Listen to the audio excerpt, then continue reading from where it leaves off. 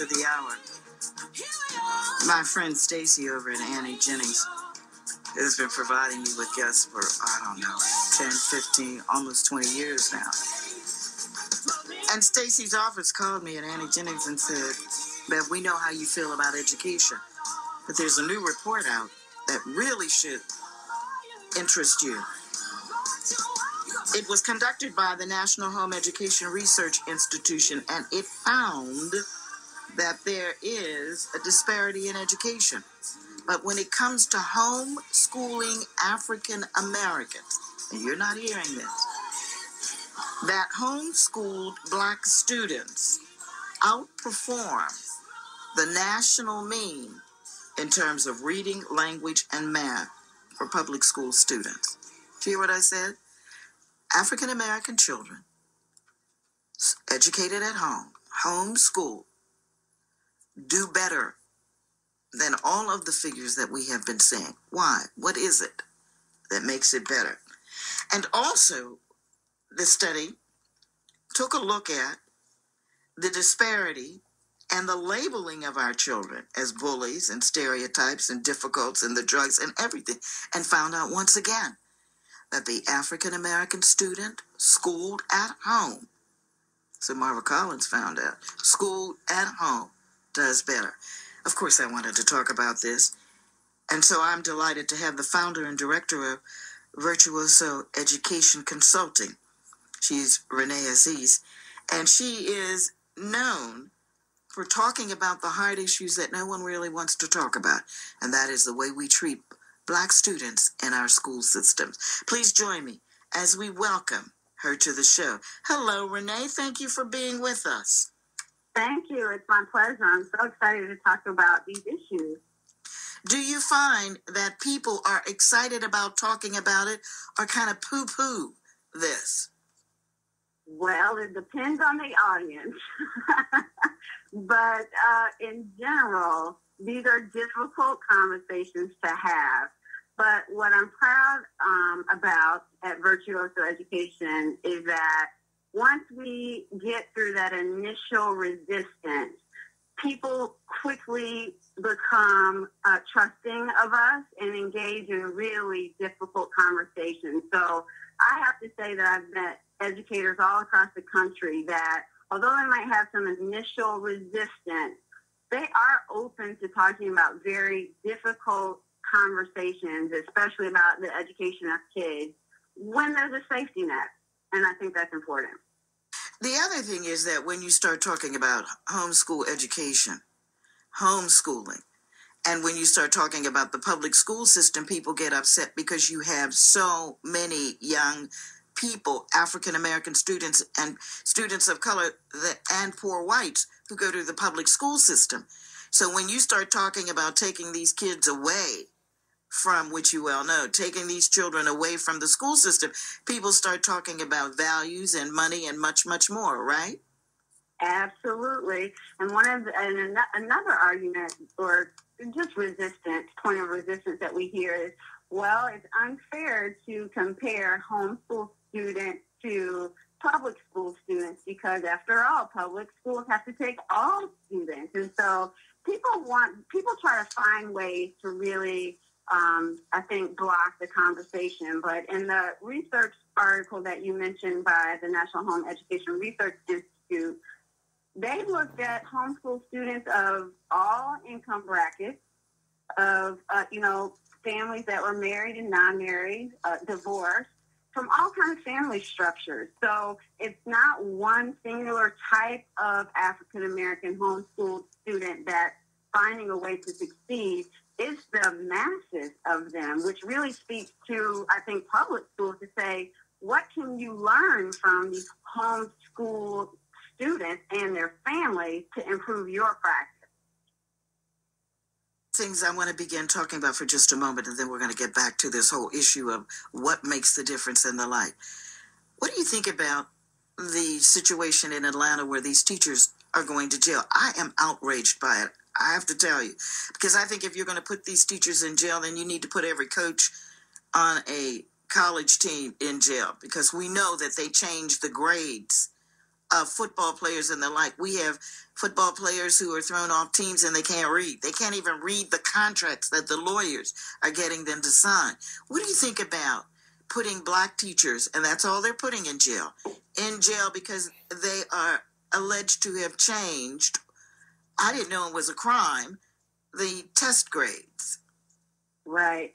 Boy, that's a difficult story. And when I was watching the news, especially the judge's reaction, it was hard to watch. I felt strongly, and I still feel strongly, that we need to, as educators, be the most protective of our students. And we want to make sure that we're meeting the needs of all students. So first of all, I think, we never want to change testing scores, because absolutely it's illegal. But I really say, let's shift the attention from these teachers. They're just the people that are in the media. But what, in my view, what we're really dealing with is an issue that's a much bigger problem. And that is how teachers and education in general has become driven by assessment, which is just one part of learning. But when people feel that their jobs are at stake because of scores, you can get into all kinds of dangerous outcomes as a result of that reality. So I think, again, we're just seeing the surface result of that kind of root problem, which really lies in how we evaluate kids and how we hold teachers accountable. Well, that's why I'm so outraged at the direction that this is taken as a crime, because the crime is what led to this. The teacher said they were pressured. No one's talking about that. Pressured by who? Whom?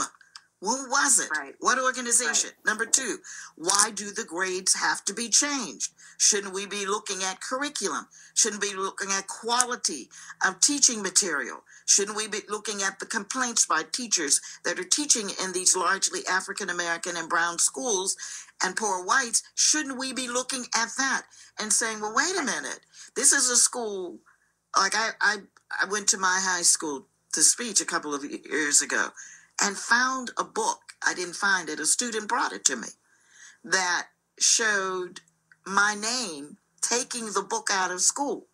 I graduated in 60. What was that doing in the school? So to me, this is not an issue of a crime.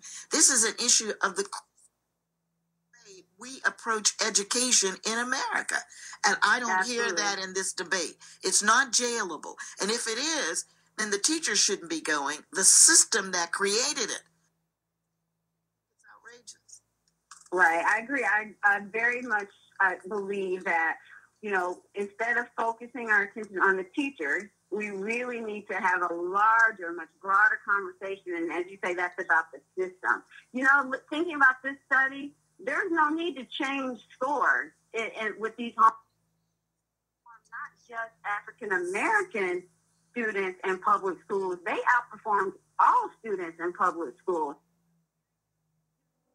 With, the number of tests had available to them, with the structure, the nature in which these parents were instructing their children, and that made all the difference. And that is the interesting part, because when we're talking about the education of our students, this is such a broad subject. This is why I think no one really wants to talk about it, because then we have to look at the parents. Mm-hmm. Then where the schools are located. At one time, just that. Everyone in the neighborhood got involved in the center of all of the activities in that community. Not anymore. Not anymore. No.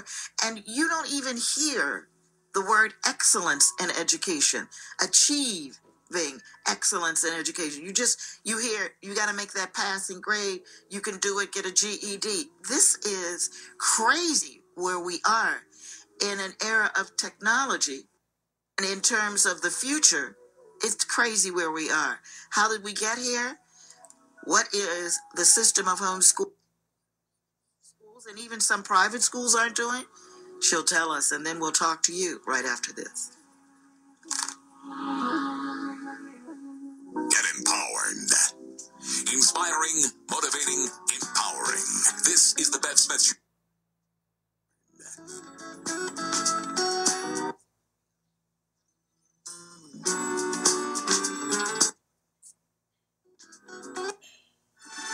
strong is... My congestion's out of my way, strong. Even in the park, playing with my dogs. Go fetch, Bosley. Allegra D, a fast, non-drowsy antihistamine plus a powerful decongestant that starts relieving your toughest allergy symptoms in under 1 hour. Allegra D is breathing 4 hours strong, even in the convertible. Allegra D, strong relief for your allergy symptoms. Guaranteed or your money back. Visit Allegra.com. Use only as directed. Like the taste of fresh apples? Try an Angry Orchard hard cider. At Angry Orchard, we believe in tradition. That's why we use apples from a 100-year-old orchard. It takes 2 apples to make each bottle of Angry Orchard. So raise a glass to a time when apples were best served in a pint glass. Angry Orchard, when you're looking for something a little different. Crisp, refreshing, and not too sweet. Just like me. Angry Orchard hard cider. Branch out. Angry Orchard Cider Company, Cincinnati, Ohio. Drink responsibly.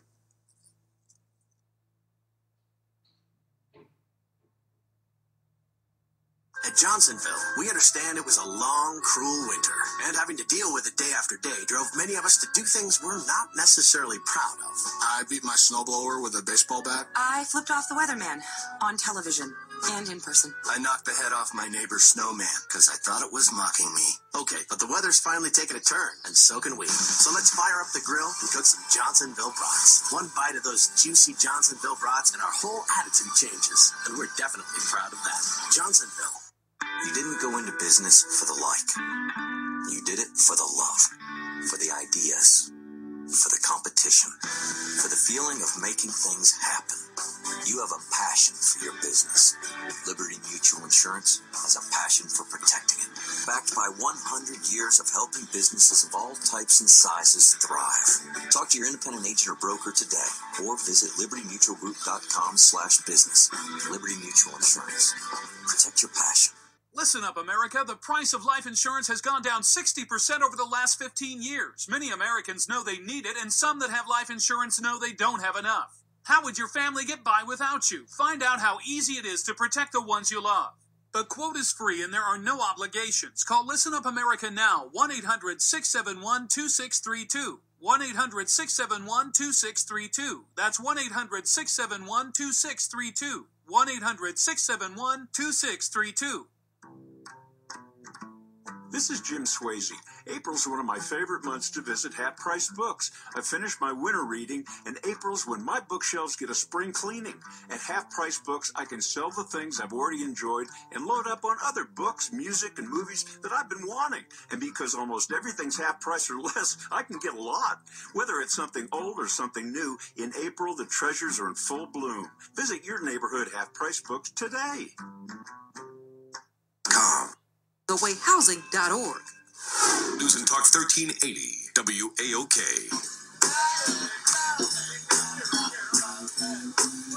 Stay informed and stay in the know. Learn and interact with compelling conversation. Grow your mind and transform your thinking. This is the Bev Smith Show.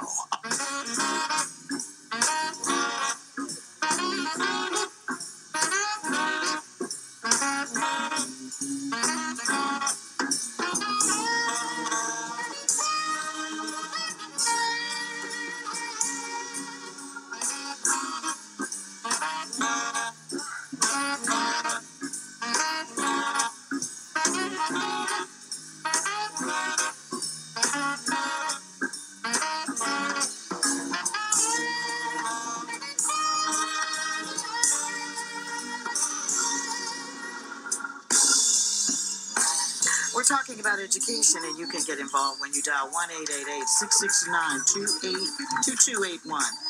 Our guest is Renae Azziz. She's founder and director of Virtuoso Education Consulting Firm, and it's a firm that works with educators to try to get them to do the best job they can with our students. And they work with the educators. And in this, they have discovered several outstanding reasons why our kids can't read and write. Part of it has to do with the stereotyping of our schools, but I love this quote, and I don't know, Renae, whether this is from you or not, but that it doesn't have that much to do with the students, but has to do with the schools and the teachers, right? Right. That's really our focus and our passion at Virtuoso. You know, I think studies like the recent one from NHERI tells us that this is not at all about how our students can or can't learn. I think what it clearly shows us that our African American students are highly capable of learning. So the issue is not about them, but the issue is what do our schools need to do to get better in serving them. Now, then you have to go to the politics of the game. You have to go to the school boards. You have to go to the politics and the money involved, because we have to talk about that. The fact that you have deals that are being made with school boards and people who put together school materials. Some of those people have not changed their books in 20 or 30 years, but they have a deal going with the school board. So people are upset about that. But we're not really looking at all of the issues, are we, when we look at this issue of why our kids have been labeled as what is the word I'm looking for? Uneducable? Right. That's exactly the word. No, we definitely are only looking at surface level issues. We look at behavior and we say, oh, well, they don't have good attention and they're acting out. But we don't even look deep enough at that issue. And that issue has to do with the fact that there's so much of a cultural disconnect between our teachers and the students that behavior is misinterpreted all of the time.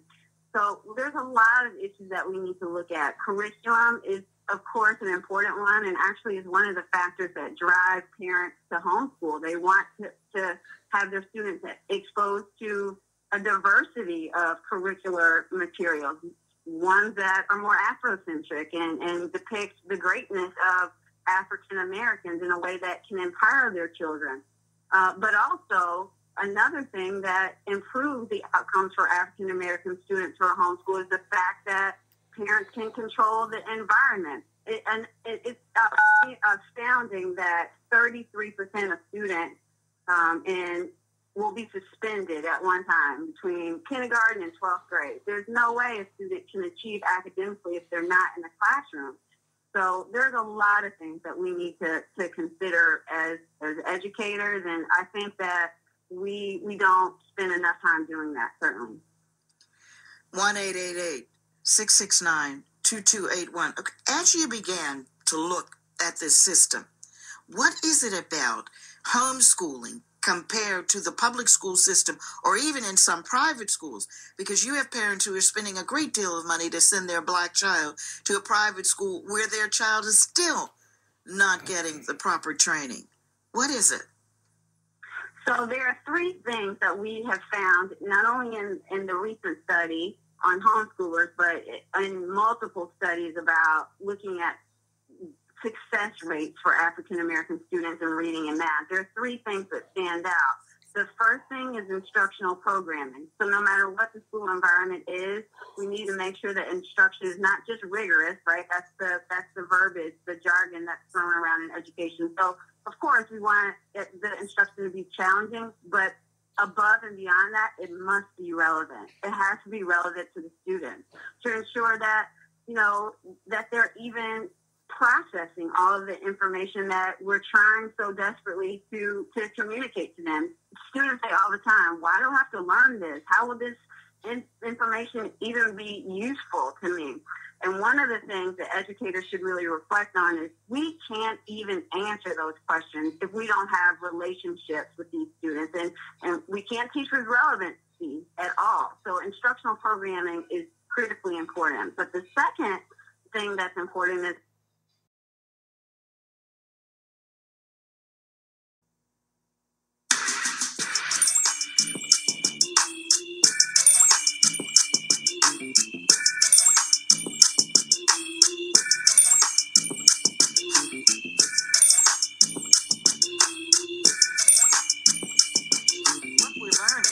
there was an important report done by the National Home Education Research Institute. You did not hear this on the stations. That's why we're talking about it. They looked at African American students who are being trained at home, taught at home, homeschooling.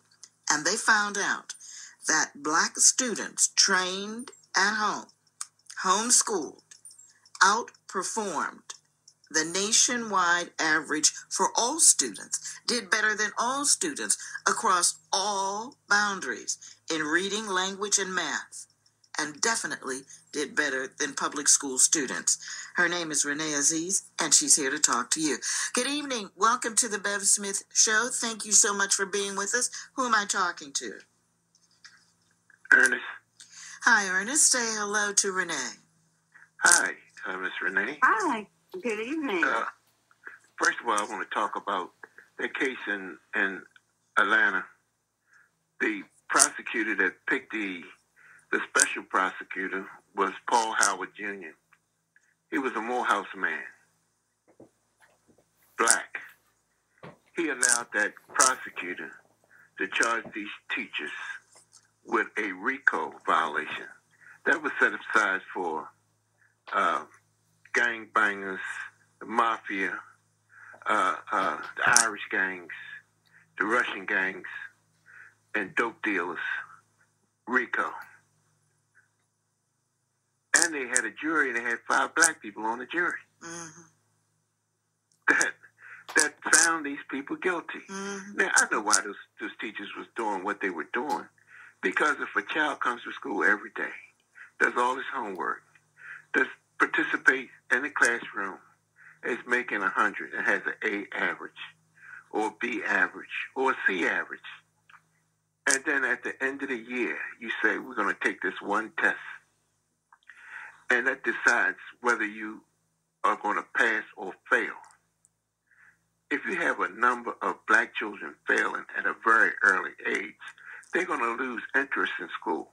And the test that George Walker Bush probably couldn't pass now after being president of the United States. He was the individual that was bragging about that he was a C student all the way through school, even in college, Yale, with that background, and he was able to graduate from Yale. And we know, I don't believe he passed the test at all. I think he got through on his father's name. But let's get to this homeschooling. After I retired from the police department, I worked in a high school, and a child kept missing school, and the principal was sending letters home to the parent. So when the parent came up to the school, we said, we've been sending you letters. Did you get the letters? Hold that point, Ernest. We have to take a break. Don't go anywhere. It's a cliffhanger, folks. He'll get to the question for our guest with his example right after these important messages. Setting the standard and holding us all accountable. This is the Bev Smith Show on the Empowerment Radio Network. Celebrating over 40 years of radio excellence, you're listening to the most significant voice in Black Talk Radio. This is the Bev Smith Show.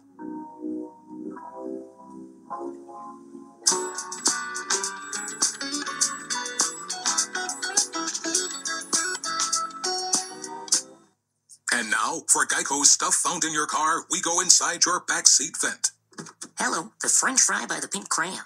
Last week I was king of the car seat, and then your kid's favorite song stopped, and boom, meltdown. 15 minutes to clean up. 15 minutes you could have spent switching hundreds of dollars on your car insurance. Please find us. If it gets any hotter, Pinky over there's going to have a different kind of meltdown. Guy. Save you 15% or more on car insurance. Visit Guy. When the leading antihistamine and Nasacort go nose to nose, Nasacort wins, stopping more of the chemical responses that can cause your nasal allergy symptoms. And when you stop more causes, you get 24-hour relief from sneezing, an itchy runny nose, even congestion. It's prescription strength medicine available over the counter. Nasacort Allergy 24-hour. Stops more of what makes you miserable. Use as directed. Whew, what a party. But look at the walls, John. So many stains. Oh, yeah, but... You know what this means. Val. Time to repaint. Val. What, John? We used Valspar Reserve, remember? Mm-hmm. It's super stain resistant and scrubbable. See, the walls are perfect. Oh, yeah. But if you still want to repaint... Yay! Valspar Reserve Paint and Primer with hydrochroma technology. Now the colors you love stay the colors you love. Exclusively at Lowe's. The following was recorded at a Burger King drive-thru at breakfast. Morning, welcome to Burger King. Can I have a sausage, egg, cheese, croissant sandwich? You got the time? It's 8:03. Nope. It's croissant time. You can get 2 flaky, light, buttery croissant sandwiches for just $4. So what time is it? Croissant, it's time. No, ma'am, it's 8:04. Listen, I need to go to work. Get 2 croissant breakfast sandwiches for just $4. Only at Burger King. Limited time only. Price and participation vary. Bobby, you're here again. Yeah, my doctor told me to reduce stress at work, so I come to Buffalo Wild Wings to eat lunch and watch sports. I get to pick one of 7 entrees, like sandwiches and salads, plus one of 7 sides. Well, I like sides. It's so affordable I can finally take a vacation. Where you gonna go? Here, Tim, here. Introducing the new B-Dubs Fast Break Lunch Menu, starting at a new low price. Dine in or order takeout weekdays between 11 and 2. Participation and availability may vary. Buffalo Wild Wings. Wings, beer, sports. Hey, it's Flo, and this is my impression of someone who is terrible at giving directions. So you get on the 506, or it's the 605, and on the left past the new food truck, but not the new one, there's a 6-way stop that's kind of like comparing Progressive's direct rate with our competitors' rates on Progressive.com, but not. Then take a right at the tree that looks like that guy from that show. You know, that guy that does a thing, and everyone's like, Directing you to rates in one place at Progressive.com. Progressive Casualty Insurance Company. Comparison rates not available in all states or situations. And could cost you everything. News and Talk 1380, WAOK.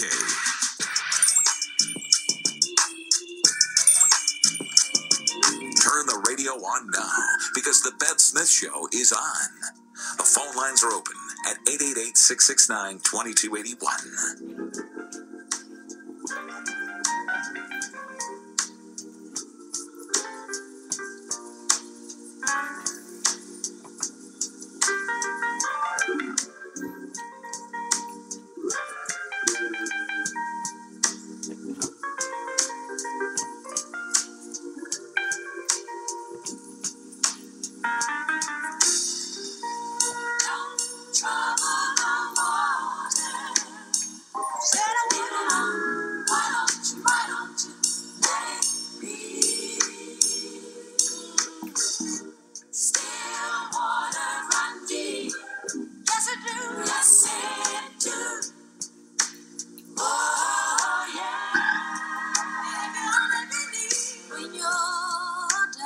Her name is Renae Azziz. She's founder and director of Virtuoso Educating Consulting Firm. It's a firm that deals with educators, and if you'd like to find out more about it, you can go to the website www.virtuosoed.com. That's virtuosoed.com. VIRTUOSOED.com.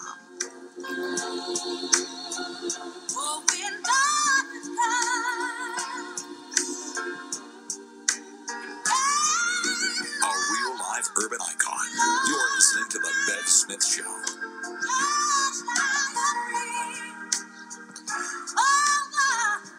We have lots of people holding. We're going to get to Ernest. And Ernest, go ahead and make your point. And that point is directed right at it. You were talking about the RICO Act, and I want to tell you that on Monday on the show, we'll be talking to Reverend Timothy McDonald. He's leading the fight to get those sentences changed, and we'll find out more about it. We appreciate your telling us that, but what's your question? Well, I just want to finish saying what I was saying. So I found out that the lady was really illiterate. Very nice lady, well-dressed, well-spoken, but she was illiterate. So it's a lot of people that would not be able to homeschool their children. Just be out of the question. But with me, I found out that my children went to parochial school and to an art school. And I think the art school was better. Although they got a very good education, they all went to college and things. But in the art school, the Baltimore School for the Arts is one of the best art schools in the country. And they're very high in academics, and they learn to be professionals on their instrument, or professional in their dance or their acting. Matter of fact, Jada Pinkett graduated from Baltimore School for the Arts. So for me, it would be an arts education, because when you finish that, if you can't get a job, you could pick up your instrument or your dance or your art or things like that and still make a substantial amount of money to help you get over. Hey, very excellent point. Renae, do you want to respond? Because one of the things he said, what he was saying is the mother couldn't read. And we know that. But so I want to ask you, Renae, where is the commitment? Because years ago, when it was difficult for us to read, when we were outlawed against reading, and in some places in the South in particular, those things are still on the book. What do you do when you have parents who cannot read? We used to have a rule in our community. It was a rule. You had parents who would say, look, I didn't get an education. I only went to the 3rd or 4th grade, but you are going to get an education. That's what they said to their children. And that's what happened with their children. Where's the commitment? Are you seeing, thank you, Ernest, for bringing that point up. Are you seeing that happen? That is a very common story, and I'm glad that Ernest called in to make the point, because it's true. Not all parents can begin homeschooling, but what I hope we can take away from this study is that we as parents absolutely have options. So Ernest talked about his options for his children of going to an art school. But if we can't do the homeschooling ourselves, we can think about those kind of options. There are also options of virtual schools. So your student is still at home, but you're not doing the instruction. There's still online curriculum that they're working through. You know, lots of times schools fail to realize that the parents of the students that we're educating don't have the skills that they even need to have, because, again, it's a cycle. We didn't meet their needs when they were children. I'm not sure if the audience realizes this startling statistic, but according to the National Assessment of Educational Progress, which are statistics that are reported every year on student performance, last year for 12th graders, only 15% of Black students scored proficient in reading. And that to me is amazing. Like 40% of them scored at a basic reading level. But I'm talking about above just the minimum requirements. Only 15% of African American 12th grade students were proficient. And so it's no wonder that we have now parents who don't have the skills that they need to support their students, because we failed them. Not only that, but to me, this is the issue of Atlanta. This is the issue of what took place in Florida when you had almost 3,000 teachers who had to retake the tests themselves. The educational system. This issue in Atlanta is bigger than just these teachers, and that's why I'm very glad that Ernest brought up the fact that it was the RICO charge. I didn't even know that was illegal. It's illegal when blacks do it, but when a white coach changes the grades of a college football player, I guess it's not illegal. Let's take another call. 1-888-669-2281, giving the old telephone number. 1-888-669-2281. One other thing, it came right out of the computer. It just popped right out. The other thing that I'm curious about is, if this statistic that you just quoted came out, where is the public debate? Why aren't we seeing reports like we see all this stuff about the Queen in England and somebody having a baby and all that kind of foolishness? Why aren't we looking at our educational system and what it is not doing? And why aren't we raising issues with these politicians who want to cut money for education, particularly in the African American communities and schools? Why not? Mm-hmm. Great point. Did you? I don't know if you followed the recent trends around states all across the country around this issue of this new Common Core and the testing related to it. If you did follow the story, or if members of the audience did, there was an outrage of white parents saying, opt out. We're not going to have our children tested. Now, that was news all over the country.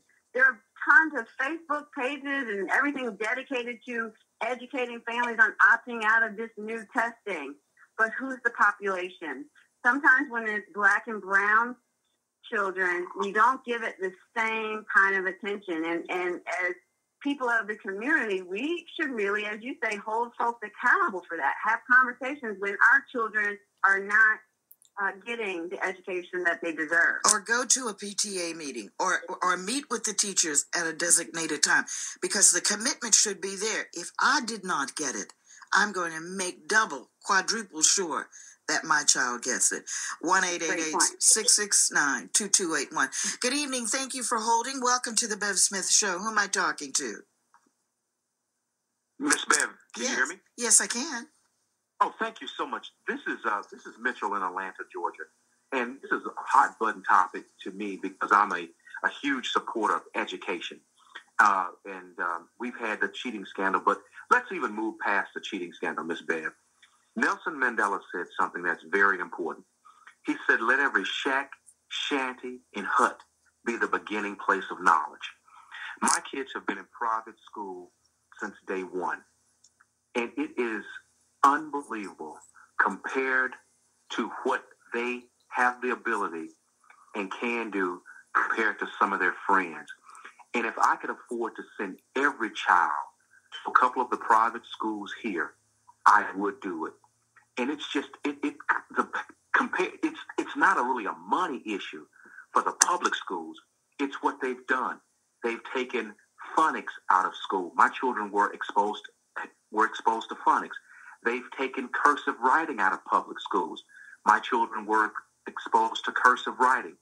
They've taken the addition and subtraction. Now they have a math, and I'm a math guy.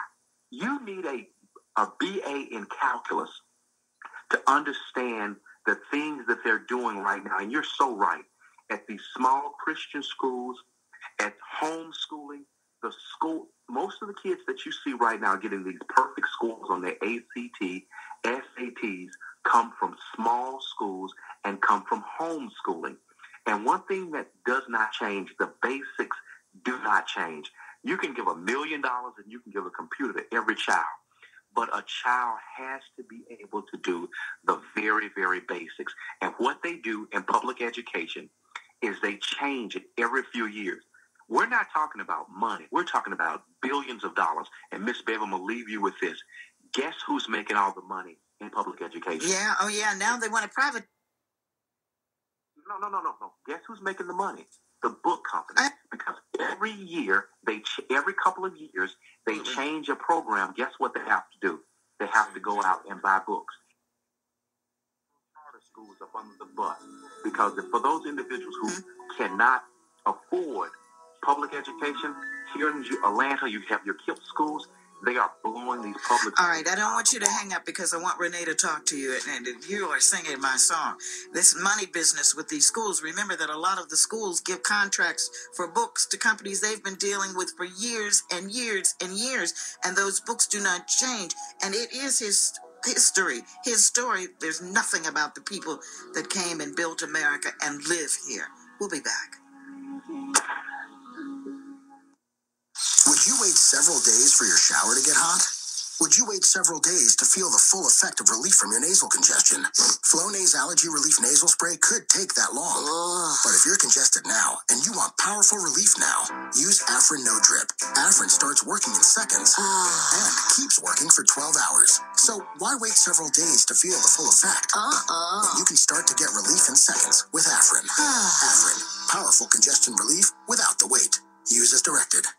The smarter way to manage business expenses, presented by Concur. After my conference, I checked out of the hotel and the bill was automatically added to my expense report. Then I hopped into a taxi.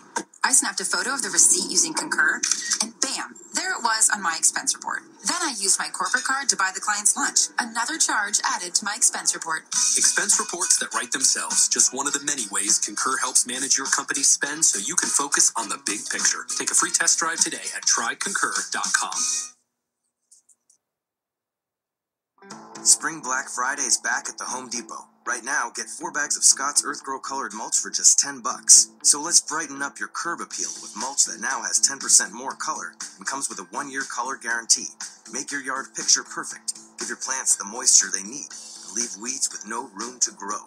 Let's do this. Spring all out for less with 4 bags of Scott's Earth Grow colored mulch for just $10. The Home Depot. More saving, more doing. While supplies last, selection varies by store, U.S. only. The whole town's talking about the Webb Boys. At Webb Chevy, get 15%. That's right, 15% off MSRP and cash back on select new Chevys. For details, see Webb Chevy in Plainfield on Route 30 or at WebbChevyPlainfield.com. Find new roads. At Johnsonville, we understand it was a long, cruel winter, and having to deal with it day after day drove many of us to do things we're not necessarily proud of. I beat my snowblower with a baseball bat. I flipped off the weatherman on television and in person. I knocked the head off my neighbor's snowman because I thought it was mocking me. Okay, but the weather's finally taken a turn, and so can we. So let's fire up the grill and cook some Johnsonville brats. One bite of those juicy Johnsonville brats and our whole attitude changes, and we're definitely proud of that. Johnsonville.com. 1380 WAOK. Celebrating the legacy of Atlanta. The home of Congressman John Lewis. We still have a distance to go before we lay down the scars and stains of racism in America. I truly believe that these young people growing up today will grow up in a better society. We will get it right. WAOK Atlanta. WVEE HD3. The voice of the community is News and Talk 1380. WAOK. News and Talk 1380. WAOK.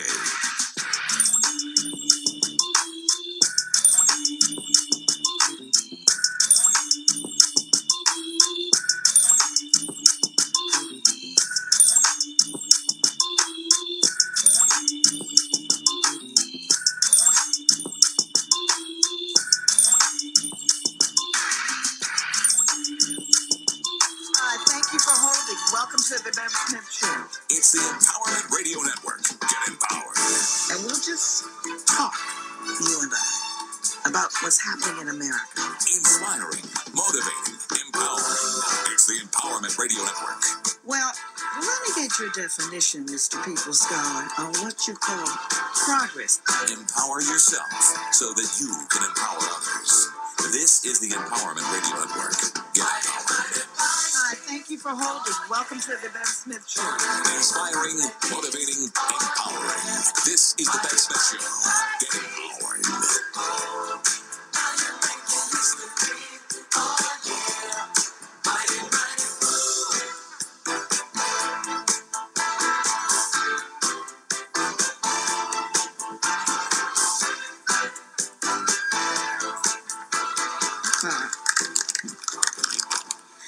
Welcome back to the third hour of the Bev Smith Show, and we're talking, and Mitchell in Atlanta raised some wonderful points in that hour before the break, and I want you to respond to some of the things he talked about because, and he said, do not throw the charter schools under the bus. People are looking for different ways to educate their children. What do you think about some of the points that he brought up? Excellent points. What do you think about some of those? She brought up some great points, and I don't think that we should throw any school under the bus, actually, including charter schools. I think, we need all of the various options that we have because different options are going to work best for different children. Mitchell specifically mentioned KIPP School, which stands for Knowledge is Power Program, and I've had the opportunity to speak at their national conference a few times. And what makes KIPP different, and I'm sure what makes, many of the schools that are doing well in the country, what I've noticed, what makes them different is, as Mitchell said, a dedication to the basics, right? Good, quality, solid instruction, but it's more than that. It's connecting with the children. So the teachers have a dedication to cultural proficiency, and also they're able to keep kids in school. They don't have the kind of exclusionary discipline practices that are rampant in public schools. So again, I'm passionate about public schools as well. That's where we spend the majority of our time at Virtuoso Education. So I've seen public schools be able to do it right, but not without those commitments. So I think those are really important. And the other thing Mitchell mentioned was the nature of the business end of education. And education is a almost $1 trillion industry. It's second only to healthcare. So, although he was bringing up the points about, publishers, being the beneficiaries of the profit of that, what I see is that doesn't really make its way down to the educator. There are very few educators that I've come across that are in this work for the money alone. They do it because they have a love of children. And so, it is true that people are profiting off of education, but I don't think, in my view, that my experience is that doesn't represent the majority of educators across the country. Okay, we thank you, Mitchell. Great points, sir. Excellent points. The real thing is we have options. Before, we never had options. There are options available. And as it relates to homeschooling, I want to get back to something that Ernest brought out earlier, and Mitchell alluded to also, that there may be parents who are not capable. But there are people who are getting together to homeschool as parents with that teacher, a retired teacher I know that's doing this, and the parents are going in together and sending their kids to that homeschool in that woman's home. Instead of the parent actually doing it, she's sending her children to the school where the retired school teacher is now doing homeschooling. So there are a lot of creative ways being used. Let's take another call, and the call comes to 1-888-669-2281. And if you're out there, get involved. Okay, now, when I am looking at how educated my child is, how do I determine? What do I say? How do I know whether or not my child, and as a parent, should I be intimidated by the fact that I can't read myself? Because what we see is angry parents going up to the school talking about, my child was a problem and you kicked them out of school. Well, yeah, because your child can't read and your child is disrupting the class. Doesn't mean the stereotype that your child is disrupting, but the child is as disruptive as the parent is because they can't read. These are some of the problems. Right, absolutely. And that goes back to our earlier conversation about parent involvement. I like to use the phrase parent engagement. We all, both parents and educators, need to have a different approach, a more collaborative one, but we also need to consider our attitudes, our thoughts about how we communicate with one another. And I believe, as a parent myself, I have 2 children, actually one homeschooled, one in the public school. But as a parent, it is my responsibility every year to make sure that I meet with the child, keep my children's teachers and even their administrators early, before there's an issue.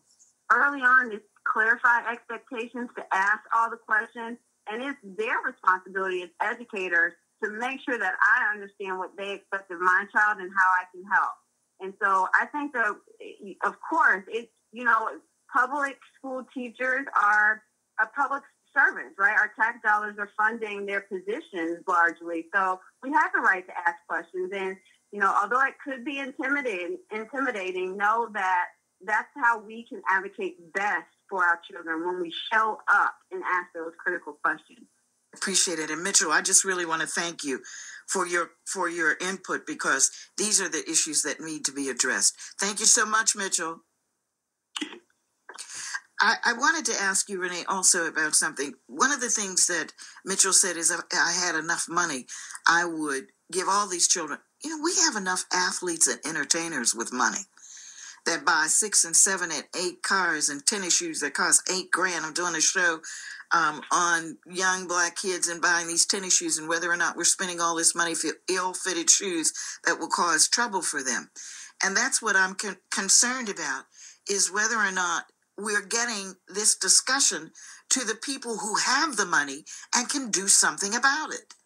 Young men who should be interested in educating children because they didn't get an education themselves. You know what I mean? I absolutely do. And it's a valid concern that you bring up. And I'm always looking for ways that I can engage community members, whether they're, athletes or just folks that are passionate about education. We just need to have more conversations about it. And if we can find resources to back up our desire to improve schools, then all the better. All right. So where do we begin to do something about it? Now we're looking at teachers going to jail. This can't happen. We need to stop this right away.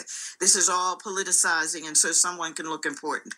I'm tired of that on the backs of our children and our parents. Where do we begin? Because we are moving into a technological era, or we're already in it, where our children cannot read. They cannot spell. We have televisions, monitors in this studio. And so we put them on mute and we read what they're saying. Renae, they can't spell. Okay? Right. Now, if you cannot pronounce a word, you should say that. I couldn't pronounce a word a little bit ago because the man made the word up. I couldn't pronounce the word, and I tried, and I got him to pronounce it. We should be willing to say, look, I don't know what that means. Explain that to me. But we are afraid to say we don't understand, we don't know, we want that changed, aren't we? To a certain extent, we are, and we, that's the result for us as adults, but that happens a lot in the classroom as well. Back to the instructional programming that's critical in terms of where do we start. That's what public school educators, private school educators, and even homeschool educators need to really commit to, and that is to make sure that the type of instruction that we provide really matches the needs of the students. And so that has to come in multiple formats. It has to be in lecture. It has to be group work. It has to be using the technology, which is, where we're headed in our nation. We've got to make sure, as I said earlier, that it's relevant to our children. If we can't make it relevant, they have no motivation even to worry about it. 1-888-669-2281. Let's take a call. Good evening. Thank you for holding. Welcome to the show. Hello? Thank you. Hello. Welcome to the show. Who's calling? Yeah, Joseph from Boston. Okay, say hello to Renae. Hello? Joseph, say hello to Renae. Yeah, hello, Renae. I'd like to get a comment in there. No question. The problem starts with the fact that we don't have an honest, fair, equal debate about what's best for our kids. What we have is too many people who have special interests. And for instance, not to slam your homeschooling, none of that, but reality is reality. You can hear me, right? Yes, Joseph, go ahead. Yeah, okay, homeschooling, blah, blah, blah, charter school, blah, blah, blah. That may be 1-2% of the school population. Now, I'll break a simple formula down. When I was in elementary school, I was in 3rd grade, and they had a show, and it's called, they're going to make a rock soup. Why are you going to make a rock soup? Because they don't have nothing to put with the rock soup. So one kid pop up and say, oh, I got some celery. Oh, bring it. Oh, I got some carrot. Oh, bring it. Oh, I got some potato. Oh, bring it. I got some meat. Oh, bring it.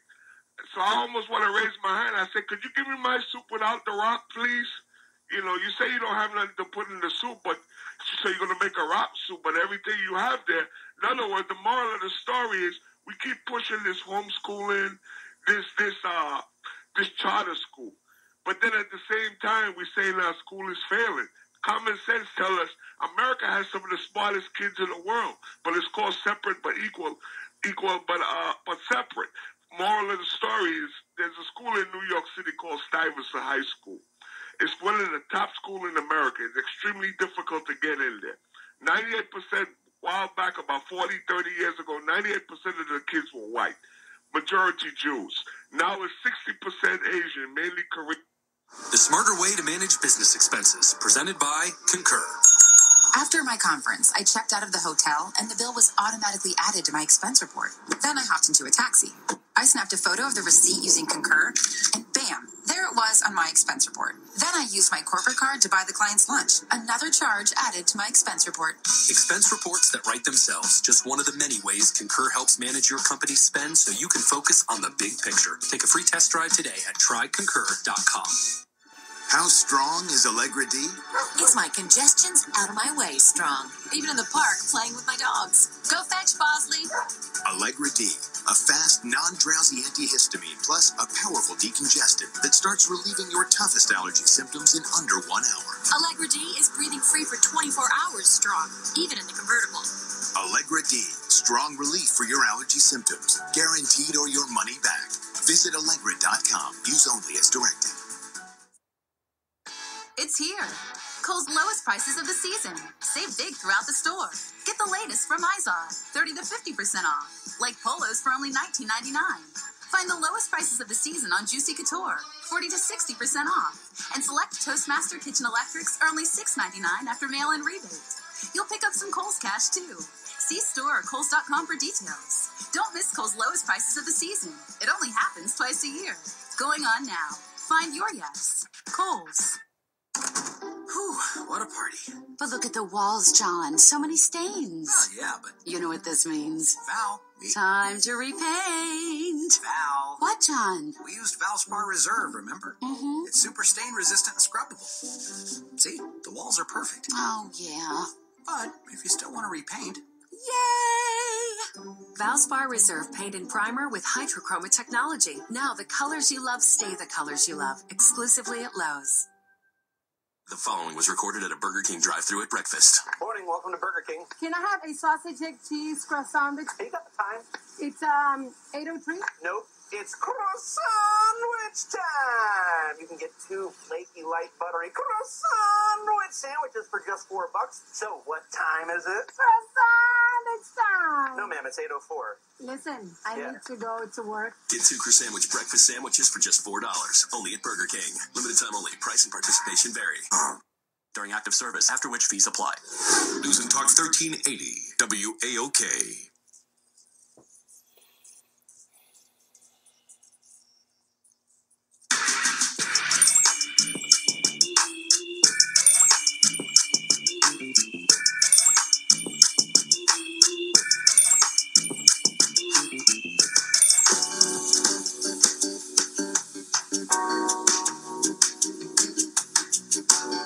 Turn the radio on now, because the Bev Smith Show is on.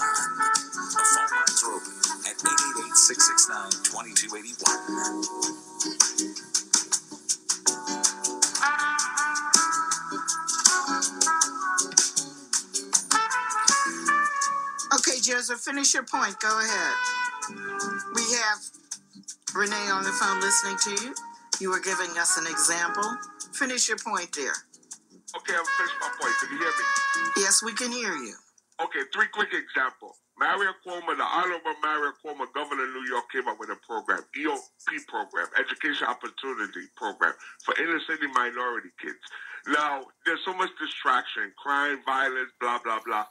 A track coach, found out a way to get some of New York City best athletes like me. But I didn't get into that program. My parents made too much money. But make a long story short, I can give you 3 examples right now, but there's hundreds examples similar to it. One girl from Bedford-Stuyvesant, one of the toughest neighborhoods in New York, named Maria, Puerto Rican. We had both majored in agriculture. Because she was in a better environment in Long Island, she ended up being able to study and ended up graduating valedictorian. Another girl, African-American from Hempstead, she ended up graduating valedictorian in electrical engineering. The only woman in the program, was offered a full scholarship to MIT here. Last one, I had a good friend, just like me, grew up here, came from the Caribbean, from Jamaica. He grew for Ron because he always bragging about being from Hollis, Queen, Ron Yamsu. He went academically ineligible, so he was kicked out of the dorm. So he had to commute 2 hours each way from Queens to New York to Long Island just for school. His brother ended up having the same thing. He ended up doing good, got a ride to Cornell University, a prestigious school. But because he was in an environment of not learning, because he needed a while to realize the importance of studying and education, he ended up graduating every semester. When he got back on campus, he ended up making the dean's list. The moral of the story is people have an interest of just educating a few people, and then we complain the school is failing, because we need to educate everybody. So if charter school is your thing, that's what's important. What's important is the public school. Anyway, have a good day. Renae, you want to comment on what Joseph had to say? Well, I'm glad Joseph called in to advocate for public schools. I think that there are many public schools, as he mentioned, that meet the needs of all students, but that unfortunately is not the reality for all public schools. So, my objective is not to have all parents or all of our listeners say, well, let's move my kid out of public school and go to a charter school or homeschool. I just want people to be informed about all the various options that they have and how to advocate best for their children. And we have not had that opportunity in the past. That's what's so good about the present, is that we have more avenues to turn to. But something that Joseph said and that they're all pointing to is, what do we do about the public school system? We don't have the participation.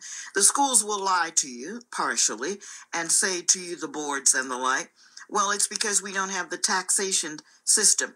But I know white parents who went before the Pittsburgh Board of Education in my hometown, and they were getting ready to close the school down, and the parents told them, no, you're not. And they said, well, we don't have enough students. And the parents said, you are not closing this school. And guess what, Renae? They did not close the school. So what do? We see what happens. We see what they're doing. What do we do?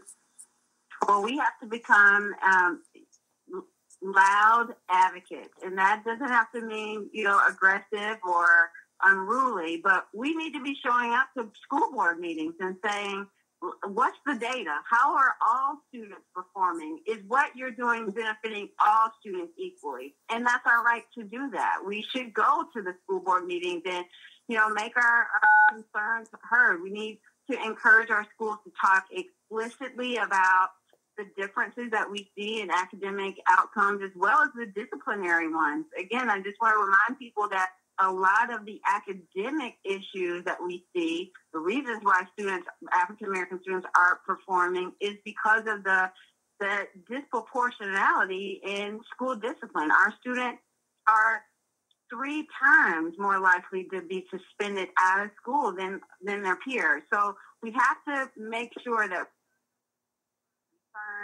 the teachers and school boards and know that we have the power to really get things done. And we keep working at Virtuoso every day. We're in schools, public, charter, and private, really pushing educators to talk about difficult things, because what they can't fix what they don't acknowledge. So we try to work long term with them to address implicit bias and make sure that they have the skills, the skills around culture to really be able to do the job that we need them to do.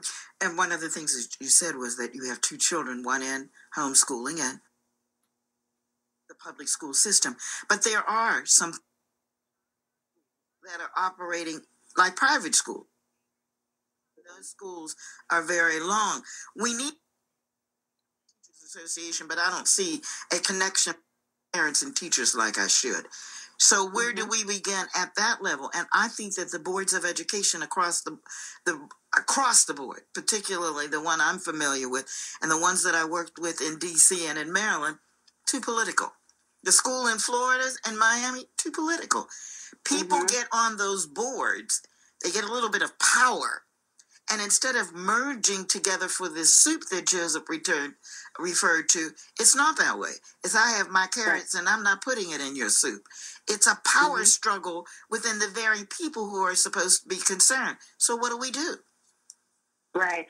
So I think, you brought up parent-teacher associations. That's all schools, most schools, not all, but the majority of schools really struggle to have high involvement in those organizations.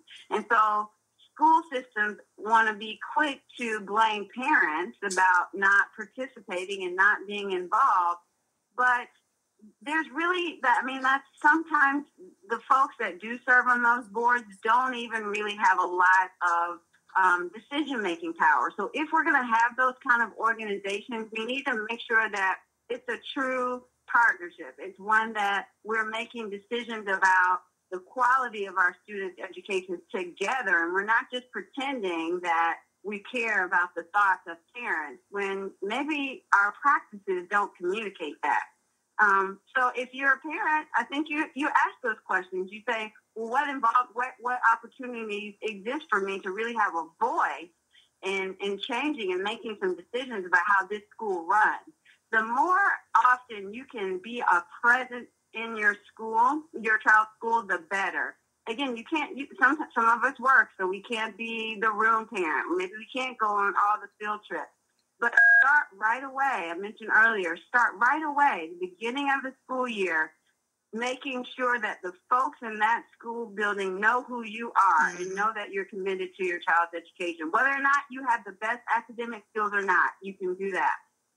And it's almost as if the parent feels inferior, so they overcompensate by being overly aggressive. Then the school system gets their back up, because here comes this teacher questioning, how dare this person question me when I'm the educated one? And then you have the teachers who are caught in the middle between what the demands of the principal are versus the superintendent versus how they get their pay raises and more. And then, of course, there's a battle with the union. It has become a political football, and at loss are our children. 1-888-669-2281. Let's go to the phones. Good evening. Welcome to the show. Please say hello to Renae and tell us who you are. Hello. Hi, welcome to the show. Who am I talking to? Miss Beth, this is Clyde in Southeast Missouri. Welcome to the show, Clyde. Say hello to Renae. Hello, Renae. How are you? I'm good. Good evening. That's great. My comment, Miss Bev and Renae, is keeping education from Black or African or Americans in Africans in America is nothing new under the sun. They knew back then where we came from and what we were capable of. If the Black man's mind is expanded and educated, what would stop us in America? Because knowledge is power, and knowledge applied is wisdom. And the thing that was brought up earlier about the book, and it's one thing I've always say, is follow the money. Nice you want to point. comment, Renae? No, I think, Clyde, you bring up great points. You know, that we are powerful when we're educated. That it really is a tool that we can use to benefit, our welfare. So I appreciate the point that you raised. Thank you, because if you look back in history, all of the inventions, all of the things that we contribute to America that we never got credited for, that we were never educated to where we came from. The worst thing you can do is to isolate someone from their identity. And that is really what has happened to us. There's so many things that I've learned since I've been out of school about African people, how strong, how powerful, how knowledgeable that we were. If I would have knew those things when I was, say, 12 years old, 13 years old, it would have changed my entire outlook on life of what I could do and what I would be capable of doing. But let me say this. I'm sorry. Go ahead and finish. I thought you were finished. Go ahead, Clyde. I just want to say, when you a lack of knowledge limits people, and that's what has happened, in my opinion, with a lot of the Africans in America. We've been limited because of the lack of knowledge of knowing what we're actually capable of. Well, here's what I want you both to talk to me about, because I blame us for that. When I grew up, and I'm probably older than both of you, we didn't have as much information available as we have now. There are games. I'm sitting here right now. There was a wonderful game put together, and it was on Black History. Do you want to learn how to steal customer credit card information from major retailers so you can buy anything you want? Well, we can't help you with that. But among the many IT problems we solve, Barracuda's award-winning firewalls prevent hackers from taking your valuable data to the bank. Reclaim your network like 150,000 other businesses have. To learn more about protecting customer data and your reputation, visit barracuda.com/firewalls. Like the taste of fresh apples? Try an Angry Orchard hard cider. At Angry Orchard, we believe in tradition. That's why we use apples from a 100-year-old orchard. It takes 2 apples to make each bottle of Angry Orchard. So raise a glass to a time when apples were best served in a pint glass. Angry Orchard, when you're looking for something a little different. Crisp, refreshing, and not too sweet. Just like me. Angry Orchard Hard Cider. Branch out. Angry Orchard Cider Company, Cincinnati, Ohio. Drink responsibly. Right now at the Home Depot, save up to 20% off appliance special buys, like an Admiral washer and dryer. Now just $2.99 each. So let's pull the plug on dated, broken down appliances. With extra savings on everything from dishwashers to double ovens, you can make easy work of chores and keep more of your hard-earned cash. Let's do this, with up to 20% off appliance special buys at the Home Depot. More saving, more doing. Valid through April 19th. Gas dryer extra while supplies last, U.S. only. Hey, it's Flo, and this is my impression of a coach giving the ultimate pep talk. Listen, the proper technique is going to Progressive.com so you can see Progressive's direct rate with our competitors' rates, even if we're not the lowest, like we practiced. And remember, no matter what happens, the important thing is to try and save some money out there. Thanks, Coach. Man, I love this job. Compare rates and save at Progressive.com. Progressive Casualty Insurance Company. Comparison rates not available in all states or situations. At Johnsonville, we understand it was a long, cruel winter, and having to deal with it day after day drove many of us to do things we're not necessarily proud of. I beat my snowblower with a baseball bat. I flipped off the weatherman on television and in person. I knocked the head off my neighbor's snowman because I thought it was mocking me. Okay, but the weather's finally taken a turn, and so can we. So let's fire up the grill and cook some Johnsonville brats. One bite of those juicy Johnsonville brats and our whole attitude changes, and we're definitely proud of that. Johnsonville. Bobby, you're here again. Yeah, my doctor told me to reduce stress at work, so I come to Buffalo Wild Wings to eat lunch and watch sports. I get to pick one of 7 entrees, like sandwiches and salads, plus one of 7 sides. Well, like sides. It's so affordable I can finally take a vacation. Where you gonna go? Here, Tim, here. Introducing the new B-Dubs Fast Break Lunch Menu, starting at a new low price. Dine in or order takeout weekdays between 11 and 2. Participation and availability may vary. Buffalo Wild Wings. Wings, beer, sports. News and Talk 1380 WAOK.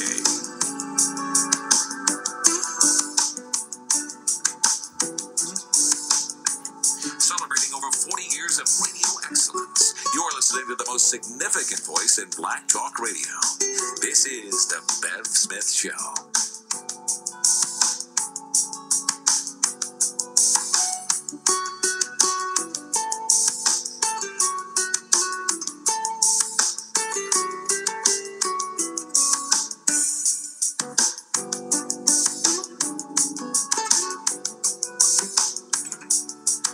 Clyde in Missouri raised a good point about our history, and Renae and Clyde, I believe it's our fault. We have more information available than we've ever had before. The question must be asked, what responsibility do we have to train our children about who we are? The man has done everything to put his history as the central part of education. It is his story. The story of Columbus, and even that is a lie. And Columbus Day is a lie. You know it is. Columbus did not discover America. He thought he was somewhere else. He went to the Bahamas first. We know he was a drunk. We know that he had a relationship with the Queen of Spain and she got the money for him. But this isn't told. So if we are to... lies are told as truth. So if we are to tell the story, shouldn't we be committed? Right in Atlanta, there's a young gentleman who put together a series of calendars. And when I was there with WAOK earlier this year, he brought a couple of them to me and gave me the one that I really wanted, and it was about Tulsa, Oklahoma, the Black Wall Street, and what happened. Every month has a story about it. It's a calendar for 2015. So if you need a calendar, and they have specialty calendars, it's a good idea for you to look at this calendar or some like it. The material is there. Shouldn't we be committed, not sit around and wait for people to teach us? Shouldn't we be committed? We can do it in our churches. The largest population on a Sunday of Black people gathering together is at church. Shouldn't we have teachers teaching these classes, volunteering? I mean, don't we have a commitment to teach us about us? I think without a doubt we do, for sure. And I think both you and Clyde bring up excellent points. Yes, that should be the case. We should be focusing on our own history. And until, we're motivated to do that, it's always a question of motivation. Do we have the desire? Do we want to, complain and argue, or do we want to change the reality? And that's, back to the impetus of this conversation. That's what folks who have made a decision to school their children differently, that's what they've done. They've decided they're going to do something different. For my own daughter, who's a freshman, who's learning at home, she knows more about African American and African history than she has learned than she would have ever been able to acquire at school. And so now I have to make sure that my son, who's not learning at home, gets that same type of information that we're purposely making sure that she's getting, because it's not in the curriculum at school. So the commitment has to be from us, about us. And that's what I'm saying. If you can buy a tape of Lil Wayne and Nicki whatever, if you can do that, you can buy a book for your child. It's on audio now. You can do books. I'm putting my book on audio, and I'm investigating all the different ways to do that. It's on audio, where the kids have the headphones, and you can cut that TV off. You can look at what your child is doing on the internet. Our kids can't spell. On the internet, they have certain characters they have to use when texting and things like that. Brooke always says to me, "You're going too long, Miss Bev." Well, who said that? Who says it's too long when you make a point? And one of my Achilles heel is fun. You can't write no more. You can't get it. Okay. But what really bothers me is this thing, the things that kids say, for example, "That's so fun." That makes no sense. That's so much fun. That's too much fun. That's not enough fun. But that's so fun. That's so fun. I don't get it. And no one corrects that. You see what I'm saying? No one corrects it. Thanks, Clyde. Excellent points tonight. Thank you so much for joining us. 1-888-669-2281. Let's take another caller. Okay. And so what do you expect to happen from the release of this report, and what are you doing next? Well, what I hope happens from the release of this report is that folks will just have more knowledge to be able to make great decisions for their children, especially if the current environment is not working. So I encourage people to go and visit the National Home Educators Research Institute website. It's NHERI.org. There's also the National Home Educators Association, and you can find them at ndhe.net. But then also just do your searches in your local communities about different charter schools and even virtual school, which is the option that my husband and I decided to make with our daughter. So just be aware of all of your options. I love the story that you told about parents forming a co-op and using the resources and the expertise of a retired teacher. We need to come back to this sense of community and support one another in making sure that our children are doing well. Will this be an issue that will come up in next year's political campaign? I should say this year, because honestly, we think the campaign is already starting, but I haven't heard any of the folks on the other side talking about this and talking about the issues of education. It's as if they want to sweep it under until 5, 6, 7 teachers who are black. And then before you go, I have to have you talk about the stereotyping of the young black men, how we're giving them drugs and everything. Where are the parents? And what we do with the parents, which I think is unforgivable, is we are paying the parents to let us give the kids drugs because we say they are overactive. And that's not true.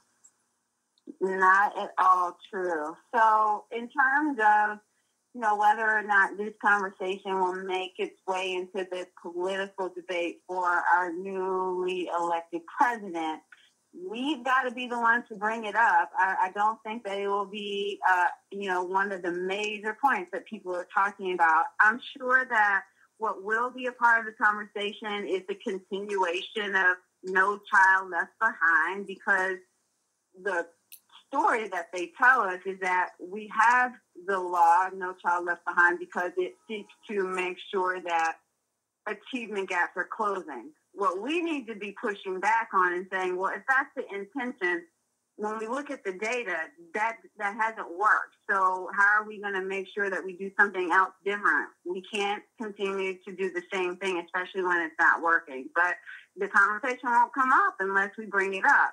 Another conversation I think we ought to be having with folks who wish to be our next president is the issue of discipline, because we've got a school to prison pipeline. As much as we push our students out of school, we're finding that those students have a higher risk for incarceration.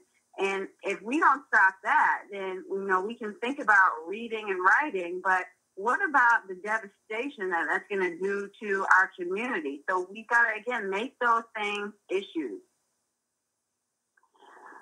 And then to your point, Ms. Bev, about, the medication of our students. As parents, we've just got to be informed about that. Too many of our Black boys, I think, are prescribed medication for behaviors that are quite cultural. So they're hyperactive and they might require a lot of movement. They might be more talkative. And so that doesn't always meet the expectations of the majority of our school teachers who, 85% of white women. America's teachers are white, and women. More than 90% of them are women. Yeah. Absolutely. Yeah, white women. And that just is a mismatch between their expectations and what the behavior of our boys actually are. But it's also a game, much like with the police departments. They're not informed. They don't understand the culture. Years ago, a friend of mine who's no longer on the planet, a man named Ralph Wiley, wrote a book called Why We Shout.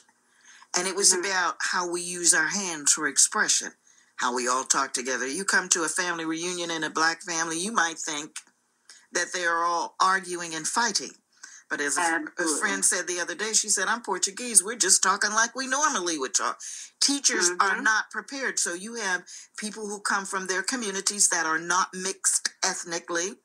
All that they know about other ethnic groups are the minute to 2 minutes. I used to be a news director. I can tell you, minute or 2 minute story that we get. And normally it's negative.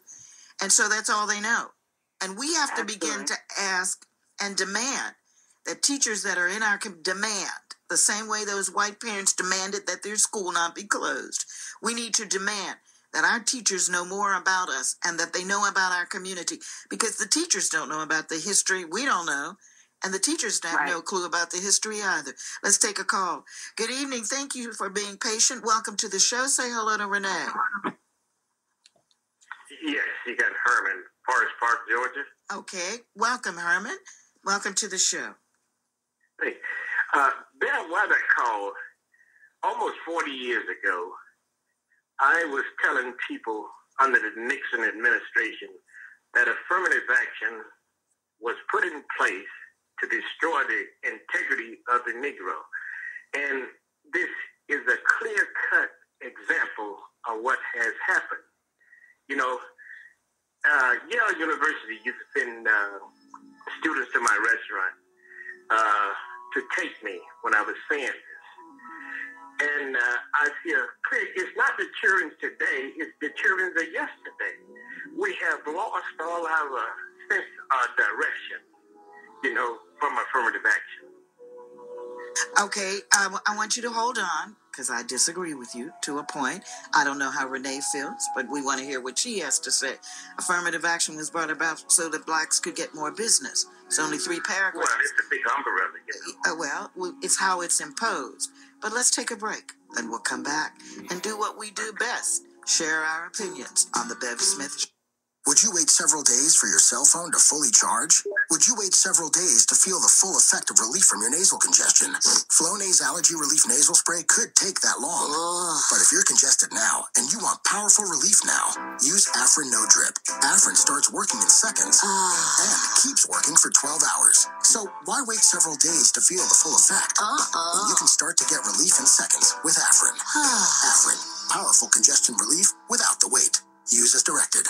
Metro PCS is having an amazing 4G smartphone sale. Just $29 after instant rebates. Get the LG Optimus L70 along with a range of other smartphones at very smart prices.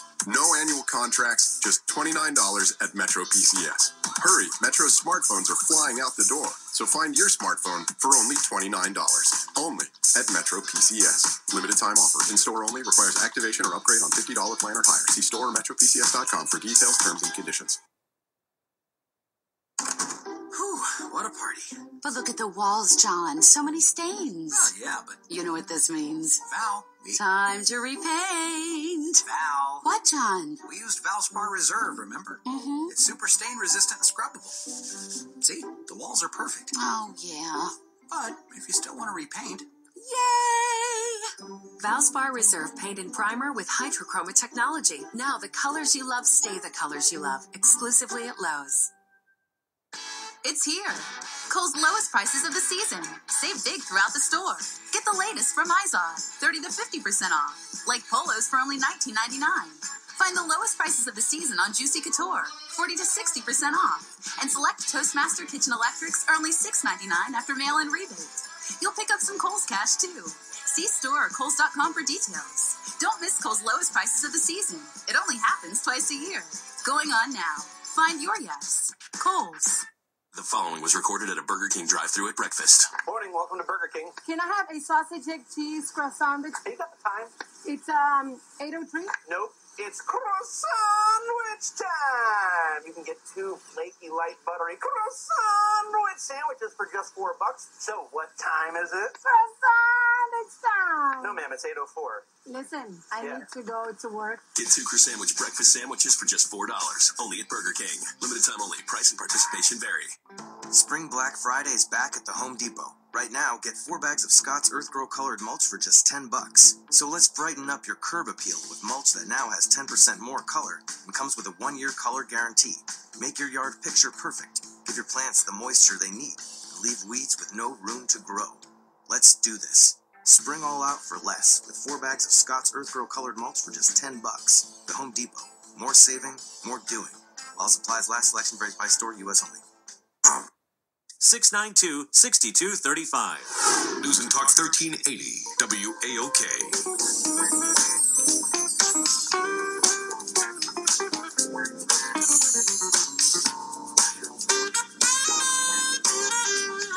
Get empowered.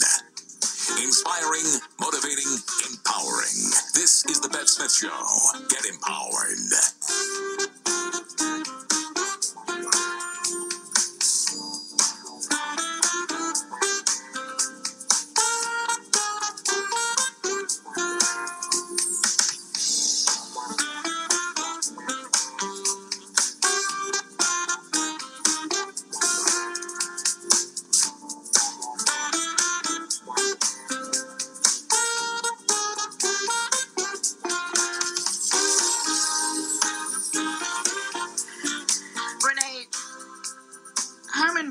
Points about affirmative action, and it's not so much the bill because it's only 3 paragraphs, and what it says is that there should be equality in awarding government contracts. The simplification of it. Herman is right when he infers that it has not been used the right way, and of course those who were against African Americans getting an equal place, an equal opportunity in the marketplace, played it up as a divider. But what happened is a lot of whites benefited from affirmative action because they used blacks as images so that they could get the contracts. You know it, I know it, Herman knows it, everybody. So it's not so much that the language, which Art Fletcher, a lifelong Republican, he was a Republican in the days when the Democrats were the Klansmen, and some of them may still be, were the Klansmen, and he stayed in the party. And when he did the affirmative action thing, the party spit him out like you spit out a bad piece of food. And I will always believe that that's what happened to Art Fletcher, and that's why he died, because he was so disappointed. Richard Nixon said, okay. Richard Nixon signed the bill, and the Republicans went on the warhead. I'm not sure that affirmative action is the problem with education. I think our misunderstanding of integration versus equality has a lot to do with it, because many of us thought that if we packed our kids up, put them on a bus, and sent them into the white community to sit next to a white child, that was going to make our child have a better opportunity. And the question would be, well, what if that child was not the brightest kid in the bunch? You're sitting next to a kid that's not educated. Is it about where you sit? So I'm not convinced it was so much affirmative action as it was our acceptance of integration versus our fight for equality. What do you think, Renae? I think that you brought up the point that I was going to make, that really the issue is not about the access or the opportunity that we have. That's just one piece of it. It really has to do with how people in the environments that we get access to, in this case, schools. It's about the people in those schools and how well they're trained to teach us. So we can say, yes, all, African American students and students of all race and ethnicities are, or can learn together. But if the teachers don't have the skills to teach all students, then it doesn't matter that we have access, because the outcomes won't benefit all students equally. Well, the teachers are given a script to read, and Brooke is a teacher, so he always wants to remind me to put that in, that you have a script to read from, much like the bill collectors do now. You have a timed script. You have a certain amount of hours to get that lesson out, and you got a certain amount of weeks in order to complete that lesson. Regardless. If an administrator walks in your room and you're not following the script or on the lesson, you are going to be in trouble. And that's what puts pressure on the teachers. So if you have a child in your class and the child does not understand and raises the hand, and whoever put together, which are largely businessmen, and remember most of these boards and politicians are trying to take education and make it a private institution where private businesses tell us how to educate, and they are not educators. They put these tests together. So if I'm a student in your class, Brooke, and I don't get it, and I say, Mr. Titus, and you only have 20 minutes, do you answer me? What do you do with me? You can answer them, but you better keep to the script. I remember one time we had the show, I think it was a Shakespeare play. It was Macbeth or Romeo and Juliet. And I was teaching it. I was at an inner city school, so I had a whole bunch of black kids. And I had to translate what Macbeth in the whole play was saying. I remember the principal walked in, and he looked at me like I was crazy. And I said, it's a language barrier. So it's like that without go is Elizabethan. What? It's called Elizabethan. Exactly. Mm-hmm. So you have to translate it and make it make sense for the student. So he didn't really appreciate me doing that. Because you were not following the script. Exactly. That's part of the problem. There's no creativity. The teachers will tell you that. The other thing is that it's slice and dice. It's the cookie cutter. You go to the store, you buy your biscuits, you hit it on the side of the thing, you open it up, and each one pops out, and they're all the same size, the same shape, they rise the same way. That's not the way kids are educated. My baby sisters are twins. They learn differently. Both of them just happen to be good students, A students. But they learn differently. I have two brothers. They were good students, but they learned differently.